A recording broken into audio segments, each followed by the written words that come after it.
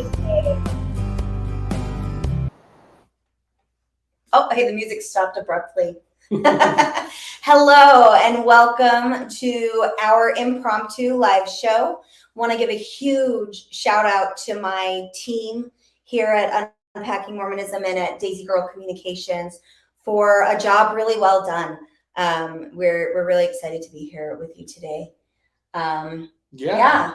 And shocked that Mason could join us because Mason, how often do you get called off of work at 9:30 in the morning? It happens occasionally, but not very often. Not very often. I was very excited following your texting traffic that you were going to do this. And then I was like, you know what? I might be able to be there. So that was exciting. I'm glad to be able to be here. All righty. Well, let's just jump right in. Let's do. Because I'm supposed to be leaving here in a little bit to get on a cruise ship to go to the Bahamas and do some work conferencing stuff. Why don't you brag about it? I'm going to the Bahamas, you all, which is why I'm wearing shorts and getting ready to fly out. So I was actually still in bed. My alarm had gone off. I was getting ready to get up and do our normal chaotic morning routine with Abigail this morning when Michael from our media team sent me a message that said, "Hey, Sarah, I just saw this article," and it's the article that a California Supreme Court has awarded $2.3 billion in damages. Okay, so 2.3, there it is. So $2.3 billion in damages, and that they named the Mormon Church.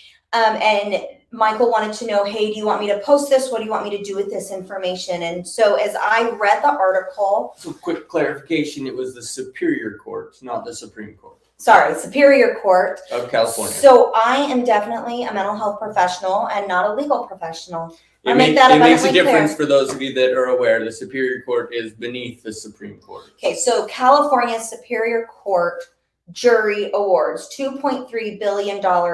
And the reason is yet another case of Mormon leadership. So we're talking about bishops, Relief Society presidents, stake presidents, knowing about abuse going on, sexual abuse of a minor child going on, and not reporting it to the governmental officials and keeping it under wraps. So once again, we have another case of the Mormon Church protecting the perpetrators. And my initial response was anger, but not in the way that I expected it to be. And I really wanted to jump on here and go live and talk about my anger that was a little bit displaced. So recently in the news, we've also had the SEC fine the Mormon Church for tax fraud as well. And I remember when I was young, one of the reasons that my dad said, and this was supported by a lot of our local ward leadership, this was not just something my dad said. I heard this from many people in my community growing up. So I grew up in Snowflake, Arizona. And one of the things that I heard a lot was the reason that the Mormon Church does not share how much money they have is because if they shared it, then they would get sued and all of the money would go to these lawsuits, because once the government knew how much money they had, then they would be, the damages would be much higher. And so when Michael sent me this article this morning. Can I break in for a second too? Yeah, go ahead. Of course. I've been listening to a series of podcasts by RFM, and they're talking about evidence, and specifically in a courtroom. They're both attorneys, so how can you present evidence? What will work? What won't work? And things. One of the things they talked about is that apologists have this pattern of essentially ignoring the evidence and creating a story that works with what they want to work. Like, for instance, and just quickly, if the Book of Mormon has so many anachronisms that a lot of people are saying it's a 19th century production, they're creating explanations for why that should be the case, Right, even an though alternate. Joseph Smith did it by the power of God. It's an alternate story. Right, it's an And- alternate reality to challenge tangible evidence. It's Right. like it's a way to explain away tangible evidence. Is that Yes. what you're saying? Yeah. So instead Okay. of taking the evidence and following that to what its outcome would be, and in this case, the point being like your father and all these people, what they see is the church is not telling people how much money they have. Well, being loyal to the church, they create their reality for why that happens. They Right. create their own excuses. Well, it must be because if everybody knew, then there'd be lots of lawsuits. Maybe that's true, but it's them creating their own thing instead of saying the church isn't telling us how much money they have. Why not? And following the evidence to figure out what Right, it is. but in mental health, we call this like jumping to conclusions or mind reading because we don't have the reason. Like the church has never, as far as I know, come out and said, we are hiding our money for this reason, except for in the SEC article where they said they did it because they didn't want the members to stop paying tithing. Right. But the reason that I was so mad is because when I saw the number, the $2.3 billion, my immediate thought was, great. Now all the Mormons are going to have that persecution complex, that victimization of woe is me. Now that the world knows how much we're worth, we're getting these higher lawsuits. And that infuriated me because it's a form of gaslighting. It's a form of not focusing on the very real problem. And that is, hey, Mormon church, I think these numbers are higher. We're going to see these higher numbers because the government is sending a message that we are fed up. Like, for reals. We are fucking fed up with the fact that you keep protecting the perpetrator, that you're not utilizing the systems that have been put in place to protect the victim and get the victim out of these toxic and abusive situations. In this case, it sounds like this abuse started in 1980. So we're talking about 40 years ago. And it didn't stop until the girl finally told her high school coach.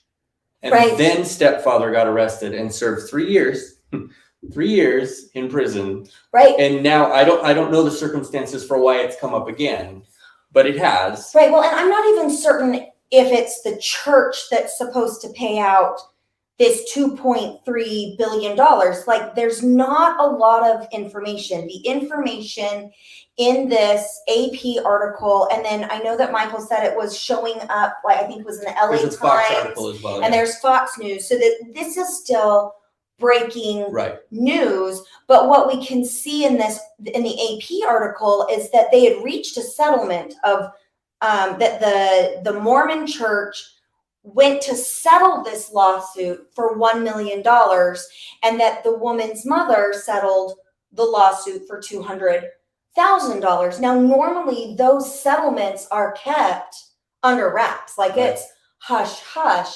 So my assumption, and I want to make this abundantly clear, I don't know what's going on. There's not information. So maybe I'm jumping to conclusions, but based on how I understand the law, my guess is that they settled for this, and some authority judge or something, or there were other statutes that were being covered, basically said, no, that's not enough. This is so egregious. Right. It's going to go in front of a jury. It's going to go to jury trial, which is why the $1 million is able to be disclosed. Because normally, my understanding is the Mormon church will settle and then make you sign a non-disclosure, which shuts the victim up. And I have a major problem with that too. Like, I get shutting up about maybe the amount that you settled for, but you're still, the victim still needs to be allowed to talk about their experiences and what happened to them. But I really, my anger this morning when I read this article was that once again, the Mormon church is going to come out and pull the victim card, that everybody is picking on them and that people are going to go after the Mormon church because they're worth billions of dollars, and ignore the fact that the church is covering perpetrators' asses instead of advocating and protecting the victims. Well, and I would even challenge that. I don't think that the goal of the church is to protect the perpetrator. The goal of the church is to protect itself. But yes. What happens is, in protecting itself, they protect the perpetrator and do not protect the victim. That's my concern. And if you're looking at the specifics of the article, like you said, it's a little bit ambiguous right now, but that's not the point either. We're not here because of the specifics of the article. We're here to say that we don't want to get caught up in moving the attention away from the fact that victims are still getting hurt. I can see the church saying, well, that was 1980. We've changed a lot of things since then. Right. And in some ways they have. Like, there wasn't too deep leadership back in 1980. Right. You know, so some important things have changed. But if you look at the way that they respond to the AP article, and for more on that, we talked about that in our number 4 episode. So if you want to go to Unpacking Mormonism and Other Religious Trauma, it's episode the number 4. Mm-hmm. We talked about the AP article. It also happened a long time ago. But the reality is that not enough has changed. The response is still a cover your ass response. Right. It's still by the church. Right. The response is still call the abuse hotline in the handbook, and that hotline rings the lawyer. It Right. doesn't go to mental health professionals. It doesn't go to the authorities. And then it's you talk to a lawyer about what to do. That's not how you protect victims. You protect victims. I mean, unless you're getting a lawyer for the victim and then going to the authorities and whatnot, but we're not protecting the victim. Right. Well, it can be two-tiered, right? It can be, we're going to talk to the church attorney so that the church can get ahead of how to deal with this. Fine. If that's what they want to do, they're an organization. They can do that.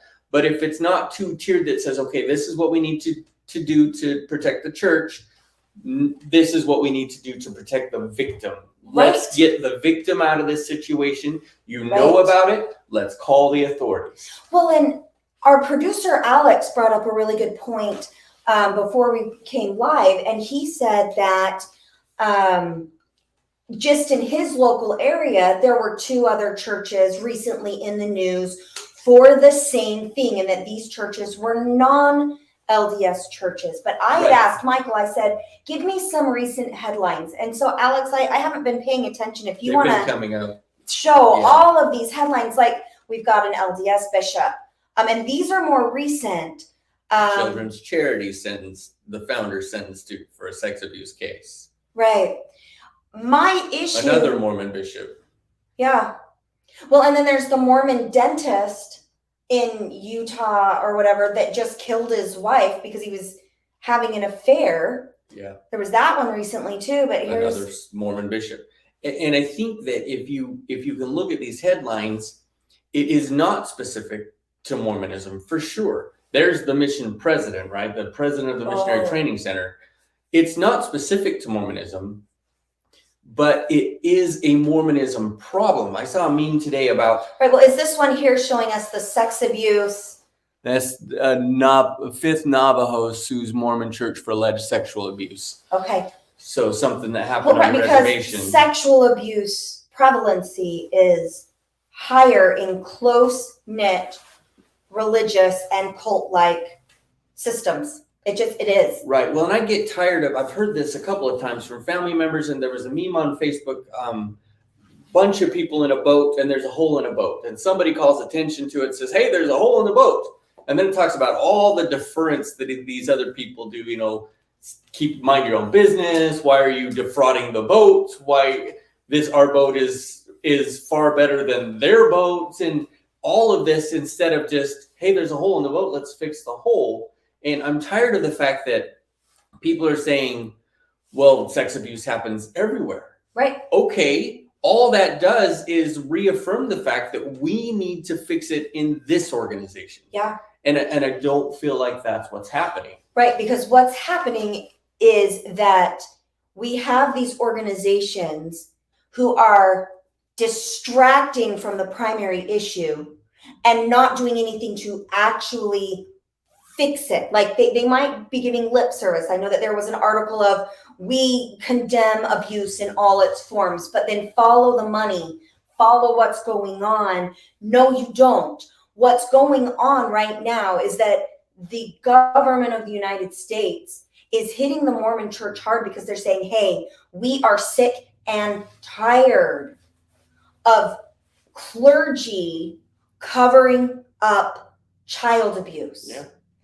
There is a huge problem going on in the church, and Yeah. people are distracting it. So I don't know if we have any comments. Alex, if there's any comments, go ahead and throw those up And I would on the say, screen. I would say that your actions speak so loudly, I can't hear your words.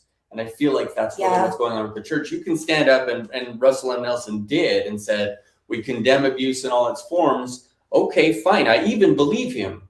But the reality is he's not, and he has the ability to, he's not making the changes necessary to ensure that it doesn't continue to happen. Right. And that's the real problem. All Yeah, right. So Michael says, talking to an attorney is generally an excellent first move for many reasons. Talking to one that is on the payroll or is in any way bound to the church by attorney-client privilege or priest-penitent privilege is prima facie a professional and ethical conflict of interest and totally inappropriate. Amen. Preach it. Well, Yes, I agree. Again, It's a huge, the Curtin McConkie, if a local bishop is calling for this child and there's been any abuse at the hands of church or on church property or anything, that child cannot be represented by Curtin McConkie. So yeah, call somebody else. But yeah, I agree. It's a huge ethical issue. And they're doing it to prevent these kind of lawsuits. But the reality is if you get called into a lawsuit and you can demonstrate as a church, look, we heard about this on the 1st of August. Right. The 1st of August, we called the police, or we told the bishop to call the police and get that person out of that situation.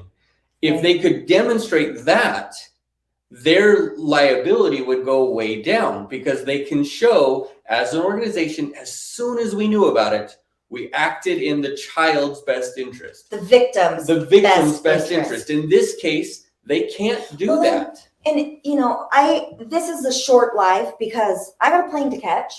So I'm going to start wrapping us up. Alex, if there's any other comments, please pop those up on the screen. But this is Sarah's call to action right now.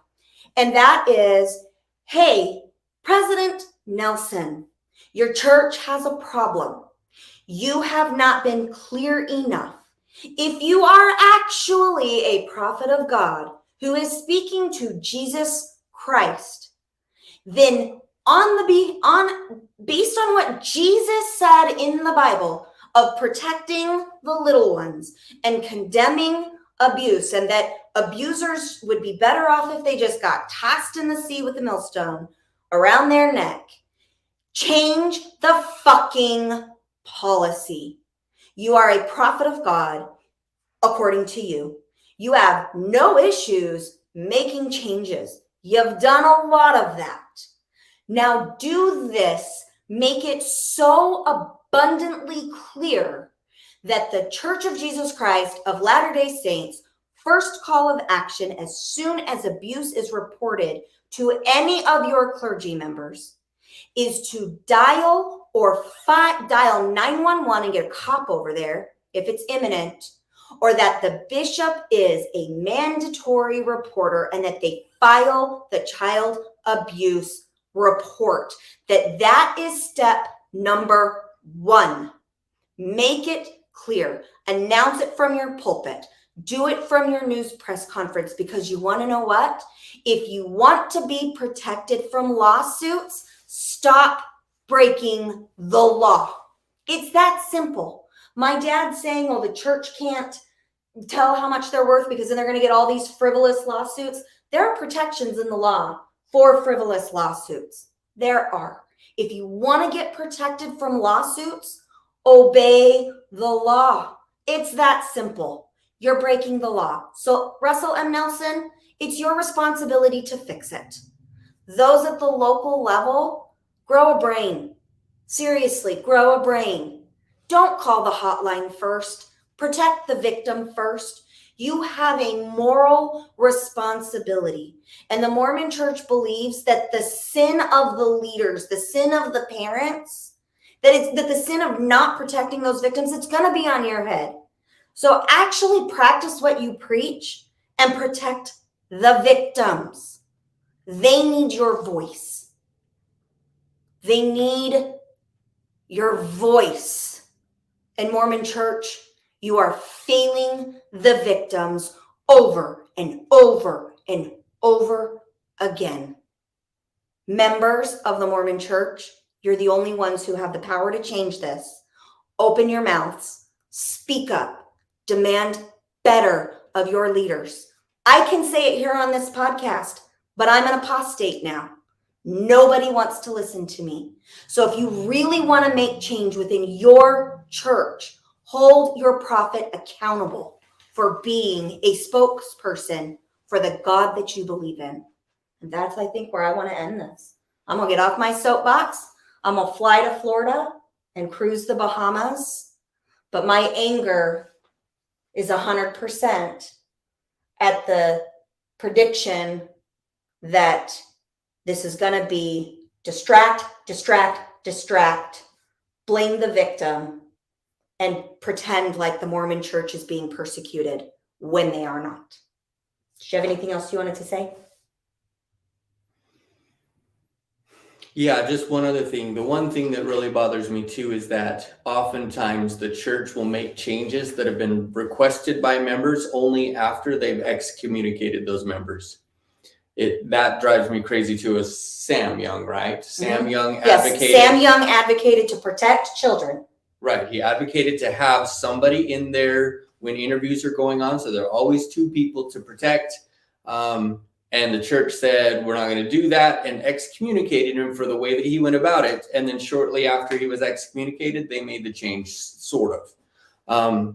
And so I'm tired of that. For a church that claims to be a revelatory church, it claims that they get communication from Jesus and God all the time.